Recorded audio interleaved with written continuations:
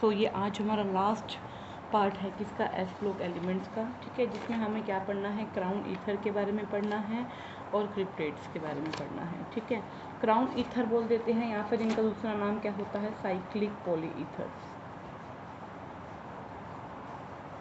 क्या होते हैं साइक्लिक पॉलीईथर? पहली बात तो साइक्लिक पॉलीईथर एक स्पेशल क्लास ऑफ क्या होते हैं, कंपाउंड होते हैं। ये क्या होते हैं, they are cyclic chemical compound. ये क्या होते हैं, साइक्लिक क्या होते हैं, केमिकल कंपाउंड होते हैं जो क्या कंटेन करते हैं, रिंग, ठीक है, और उस रिंग के अंदर बहुत सारे ईथर के ग्रुप क्या रहते हैं, प्रेजेंट रहते हैं।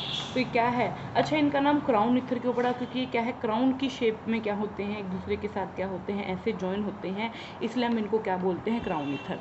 तो क्राउन ईथर के अंदर या फिर साइक्लिक पॉली ईथर के अंदर बहुत सारे ईथर्स की यूनिट, बहुत सारी पॉली मतलब बहुत सारी ईथर की यूनिट क्या होती हैं, साइक्लिक रिंग की फॉर्म में क्या रहती हैं, प्रेजेंट रहती हैं। तो उन्हीं को हम क्या बोलते हैं, साइक्लिक पॉली ईथर बोलते हैं। इनको हम क्राउन ईथर क्यों बोलते हैं, क्योंकि जो साइक्लिक जो यूनिट्स हैं पॉली ईथर्स की, जो साइकिल की फॉर्म में वो प्रेजेंट रहती हैं, वो किस तरह शेप कैसी होती है, उनके क्राउन की शेप में उनकी फॉर्म होती है, इसलिए हम इनको क्या बोलते हैं, क्राउन ईथर। अच्छा ये जो क्राउन ईथर है, इनके बीच में क्या होती है, कैविटी बहुत ज़्यादा लार्ज होती है। क्या होती है, कैविटी बहुत ज़्यादा लार्ज होती है। मान लीजिए क्राउन ईथर है ये, this is the crown ether. तो देखो ये आर लिंकेज है, ईथर है, और बहुत सारे ईथर की यूनिट क्या बना रहे हैं, एक साइक्लिक रिंग बना रहे हैं। तो ये क्या है, हमारा क्राउन ईथर है। अब इस क्राउन ईथर के बीच में क्या है, बहुत बड़ी कैविटी प्रेजेंट है। तो इस कैविटी के बीच में क्या है, मेटल आयन आकर क्या हो सकता है, फिट हो सकता है, जिसकी वजह से क्या बनाते हैं, एक नंबर ऑफ कंपाउंड बनाते हैं, किसके साथ, हमारे एल्कली या फिर एल्कलाइन मेटल्स के साथ, ठीक है भाई। मेनली एल्कली मेटल कैटायन के साथ क्या करते हैं, ये कंपाउंड की क्या करते हैं, फॉर्मेशन करते हैं, ठीक है, कोई दिक्कत भाई।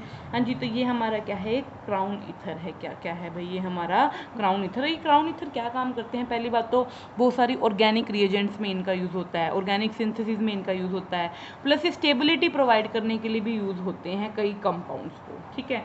अच्छा अब इनकी अगर हम बात करते हैं नेमिंग की, तो नेमिंग कैसे करते हैं हम इनकी, ये देखो मान लीजिए एक साइक्लिक पॉलीथर है, तो देखो क्या नेमिंग है, दो साइक्लिक रिंग है, तो ये हो गया हमारा डाईसाइक्लो, ठीक है। कौन सी रिंग है, ये हेक्सेन की रिंग है, ये क्या है, हेक्साइल, डाईसाइक्लो हेक्साइल। उसके बाद इस रिंग के बीच वाले जो ये एटम है, इनको हम क्या दे देंगे, नाम दे देंगे।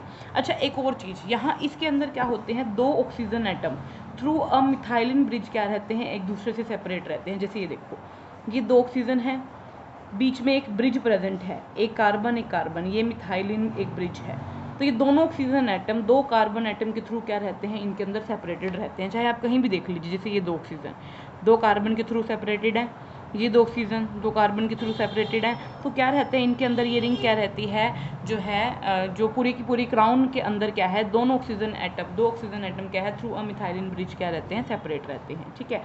नेमिंग मैंने बताया अभी, डाईसाइक्लो क्या है, ये हेक्साइल रिंग है आपकी।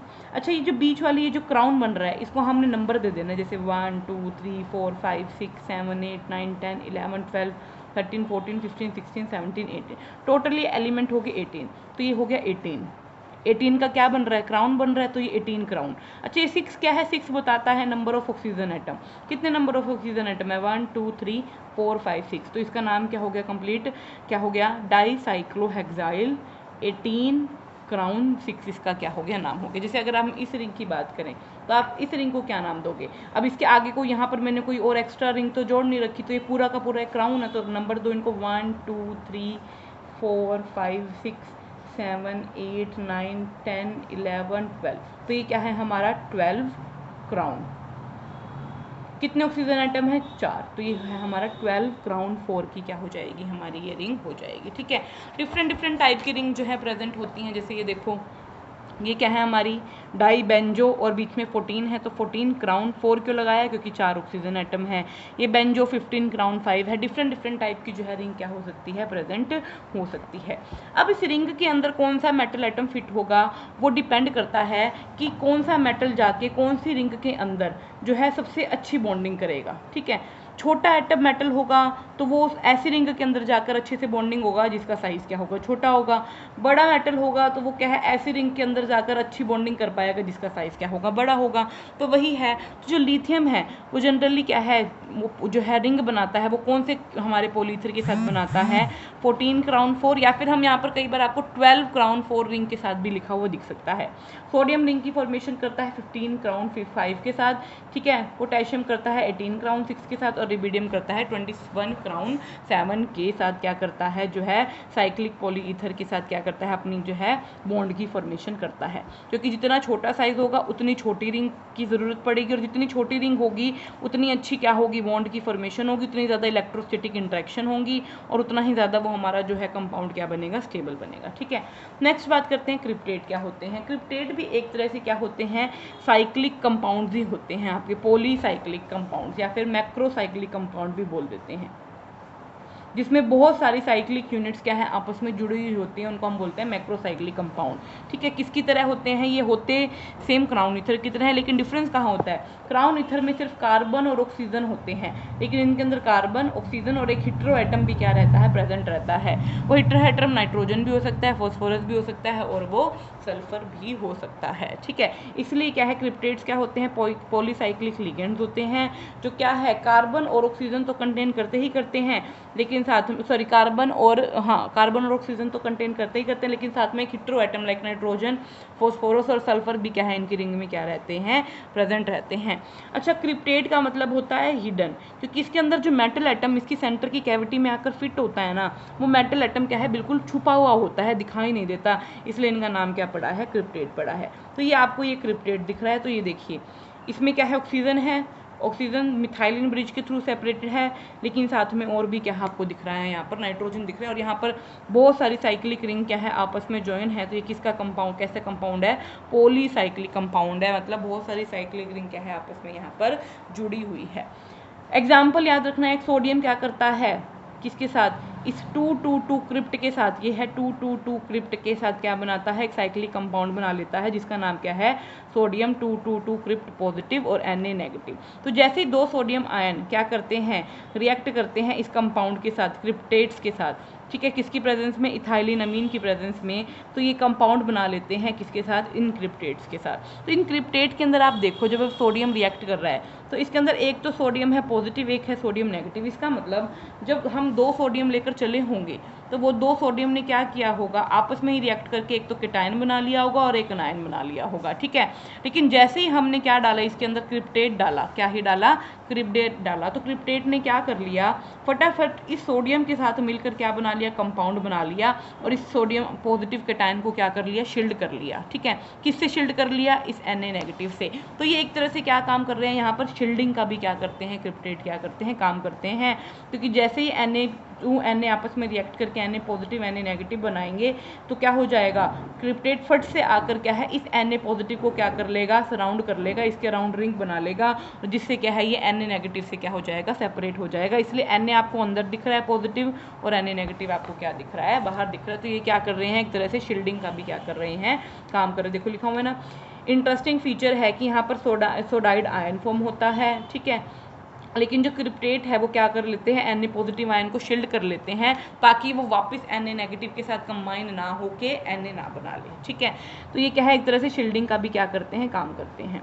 यूनिक कैरेक्टरिस्टिक्स क्या है क्राउन ईथर और क्रिप्टेट की, पहली बात तो ये सोल्यूबिलिटी को इंक्रीज करते हैं, क्या करते हैं, सोल्यूबिलिटी को इंक्रीज, ठीक है। जनरली अल्कली मेटल्स क्या होते हैं, लेस सोल्यूबल होते हैं नॉर्मल ईथर में, लेकिन अगर हम नॉर्मल ईथर की जगह क्या ले लें, क्रिप्टेट्स या फिर साइक्लिक पॉलीईथर ले लें, तो क्या है, उनसे क्या है, हमारे अल्कली मेटल की सोल्यूबिलिटी क्या हो जाती है, इंक्रीज हो जाती है, क्या हो जाती है, इंक्रीज हो जाती है। सेकंड, ये टेंडेंसी रखते हैं क्या करने की, स्टेबलाइज करने की लार्जर एनायन को, ठीक है। The stability of these anion, कैसे करते हैं लार्जर एनायन को स्टेबल, ये अभी हमने देखा, ये क्या कर लेते हैं, शील्ड कर लेते हैं। शील्ड करने की वजह से क्या है, शील्ड करने की वजह से ये पॉजिटिव को तो इन्होंने शील्ड कर लिया, ठीक है, प्लस जिसकी वजह से क्या है, Na नेगेटिव को भी क्या मिल गई, स्टेबिलिटी मिल गई, जिसकी वजह से ये क्या हो गया, प्रेजेंट रहेगा, ये वापस Na पॉजिटिव के साथ रिएक्ट करके Na नहीं बना लेगा, नहीं बना पाएगा ना, क्योंकि Na पॉजिटिव तो अब सराउंड हो गया क्रिप्टेट से। अगर सराउंड हो गया तो क्या अब Na नेगेटिव वापस Na पॉजिटिव के साथ रिएक्ट करके Na बना पाएगा? नहीं बना पाएगा। इसका मतलब Na नेगेटिव को भी यहाँ क्या मिल गई है? स्टेबिलिटी मिल गई है। ठीक है, तो ये क्या करते हैं? प्रिवेंट करते हैं ट्रांसफर ऑफ इलेक्ट्रॉन, किससे? Na नेगेटिव से Na पॉजिटिव तक। अगर ट्रांसफर ही नहीं होगा इलेक्ट्रॉन तो Na किसको इलेक्ट्रॉन देगा? आपने नहीं देगा इलेक्ट्रॉन, तो ये इलेक्ट्रॉन अपने पास रखेगा, जिससे क्या है? ये क्या हो जाएगा? स्टेबल हो जाएगा। डिफरेंस क्या है क्रिप्टेट और क्राउन ईथर के बीच में? क्रिप्टेट क्या है? कंटेन करते हैं nitrogen as well as oxygen, जबकि क्राउन ईथर कंटेन करते हैं ओनली कार्बन एंड ऑक्सीजन। ठीक है, ये क्या है? क्रिप्टेट्स क्या है? थोड़े से सेलेक्टिव रिएजेंट होते हैं as compare to the crown ether. क्यों? क्योंकि क्रिप्टेट क्या है? हेटेरोएटम कंटेन करते हैं as compare to the crown ether. Plus ये क्या करते हैं? मेटल आयन को ज़्यादा अच्छे से सराउंड कर पाते हैं as compare to the crown ether. तो ये सारा कुछ आपको करना है, डिफरेंस भी करना है, यूनिक कैरेक्टरिस्टिक्स भी करनी है, और इनकी डेफिनेशन प्लस एक एग्जाम्पल भी करना है। ठीक है, हो जाएगा। उसके बाद डायरेक्ट जो हमें करना है ये करना है, role of alkaline alkaline earth metal in biological system. Role क्या है? सोडियम और पोटेशियम का रोल क्या है? देखो, जब हम सोडियम पोटेशियम की बात करते हैं तो हमें पता है हमारी बॉडी किससे बनी हुई है? सेल से। सेल के अंदर एक फ्लूइड होता है, सेल के बाहर एक फ्लूइड होता है। सेल के अंदर वाले फ्लूइड को हम बोलते हैं इंट्रा सेल्यूलर फ्लूइड, और बाहर वाले को बोलते हैं एक्स्ट्रा सेल्यूलर फ्लूइड। ठीक है, अब ये जो इंट्रा सेल्यूलर फ्लूइड है, इसके अंदर भी सोडियम और पोटेशियम दोनों होते हैं, एक्स्ट्रा सेल्यूलर के अंदर भी सोडियम और पोटेशियम दोनों होते हैं। लेकिन डिफरेंस क्या होता है?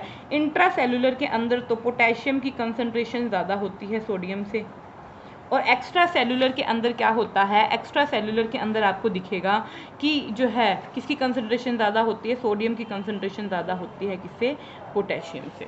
ठीक है, तो देखिए आप इसको जब पढ़ेंगे, इसी को ये देखो क्या है? सोडियम आयन को हम क्या कर देते हैं? एक्सपेल्ड कर देते हैं फ्रॉम द सेल से, और पोटेशियम आयन को हम क्या ले आते हैं? सेल के अंदर जो है हम ले आते हैं। ठीक है, ठीक है, तो क्या होगा अब यहाँ पर देखो, तो मैं अब इसको ऐसे ना बना के, मैं आपको ऐसे एक लाइन से बना, ये है सेल मेम्ब्रेन, ये वाली जो मेम्ब्रेन है मैंने इसको इससे दिखा दिया। ठीक है, अंदर है पोटेशियम ज़्यादा है, सोडियम कम है। सोडियम है तो सही लेकिन कम है। ठीक है, बाहर क्या है? बाहर जो है हमारा सोडियम ज़्यादा है और पोटेशियम क्या है? कम है। तो अब क्या है यहाँ पर? क्या है? डिफरेंस होने की वजह से कंसंट्रेशन में यहाँ पर क्या हो जाता है? एक तरह से क्या है? पोटेंशियल डेवलप हो जाता है। ठीक है, तो अब क्या होगा यहाँ पर ना? एक सोडियम पोटेशियम पंप काम करेगा अब। तो सोडियम पोटेशियम पंप क्या काम करेगा अब? कि अंदर से तो क्या कर लेगा? दो पोटेशियम आयन को क्या कर लेगा? बाहर ले जाएगा। ठीक है, सॉरी, अंदर से क्या है? 3 सोडियम आयन को क्या कर लेगा? बाहर ले जाएगा, और बाहर से 2 पोटेशियम आयन को क्या कर लेगा? अंदर ले आएगा। ठीक है, बाहर अंदर से तो क्या है? अंदर सोडियम कम है, बाहर सोडियम ज़्यादा है, तो सोडियम कहता है भाई मैं तो बाहर ही जाऊंगा। तो 3 सोडियम मिलके प्लान बनाते हैं कि हम तीनों चले जाएंगे बाहर, और पोटेशियम जो बाहर कम है वो कहता है भाई अंदर पोटेशियम ज़्यादा है, मैं तो अंदर जाऊंगा। तो बाहर 2 पोटेशियम प्लान बना के क्या करते हैं? अंदर की साइड आ जाते हैं। ठीक है, लेकिन अब देखो, बाहर गए 3 सोडियम, अंदर आए 2 पोटेशियम, जिसकी वजह से यहाँ पर क्या है? एक जो है पोटेंशियल डेवलप हो जाता है, और वही पोटेंशियल डेवलप होने की वजह से क्या होता है? क्या है? वही पोटेंशियल डिफरेंस जो है डेवलप होने की वजह से क्या है? जो है हमारी नर्व इम्पल्सिस, इलेक्ट्रिकल सिग्नल जो है हमारी बॉडी में क्या होते हैं? ट्रांसफ़र होते हैं। तो ये क्या है? हमारा काम हो गया किसका? भाई सोडियम पोटेशियम पंप का। हम ऐसे भी बोल सकते हैं कि मस्कुलर एक्टिविटी करवाने में क्या करता है? सोडियम पोटेशियम पंप क्या करता है? हमारा काम करता है। ठीक है, अच्छा, अभी सोडियम पोटेशियम पंप को एनर्जी कौन प्रोवाइड करता है? ATP molecule. एटीपी किस में कन्वर्ट हो जाता है? एडीपी में, और ये क्या करता है? एनर्जी रिलीज करता है, जिससे क्या है? हमारी सोडियम पोटेशियम पंप को क्या मिलती है? एनर्जी मिलती है, ताकि 3 सोडियम बाहर जा सके और 2 पोटेशियम कहाँ आ सके?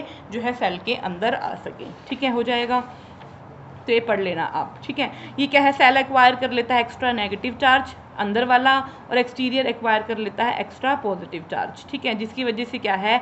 एक इलेक्ट्रिकल पोटेंशियल डेवलप हो जाएगा अराउंड द सेल, जिसकी जो क्या है? रिस्पॉन्सिबल होगा फंक्शनिंग करने के लिए मसल सेल्स की और नर्व सेल्स की। ठीक है, मैग्नीशियम और कैल्शियम का रोल बहुत सारा है भाई। मैग्नीशियम तो पहली बात तो क्लोरोफिल के अंदर प्रेजेंट होता है, प्लस ये क्या है हमारे इंट्रा सेलुलर फ्लूइड में भी प्रेजेंट होता है, जो क्या है बहुत सारी मेटाबॉलिक एक्टिविटीज़ करवाने में क्या होता है, हेल्प करता है। ठीक है, एक तो क्लोरोफिल में प्रेजेंट होता है, एक क्या है इंट्रा सेलुलर फ्लूइड में प्रेजेंट होता है, जो क्या है बहुत सारी मेटाबॉलिक एक्टिविटीज़ करवाने में क्या करता है, हेल्प करता है।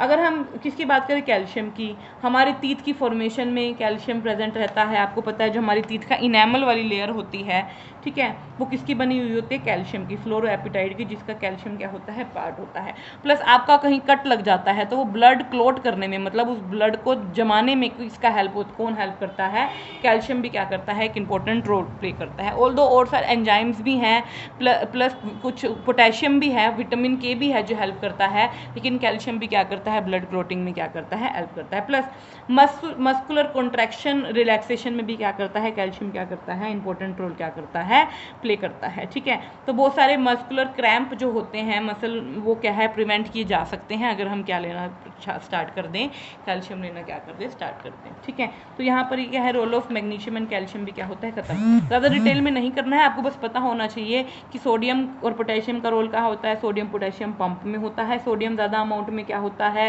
एक्स्ट्रा सेलुलर फ्लूइड में प्रेजेंट होता है, पोटेशियम ज़्यादा इंट्रासेलुलर में प्रेजेंट होता है।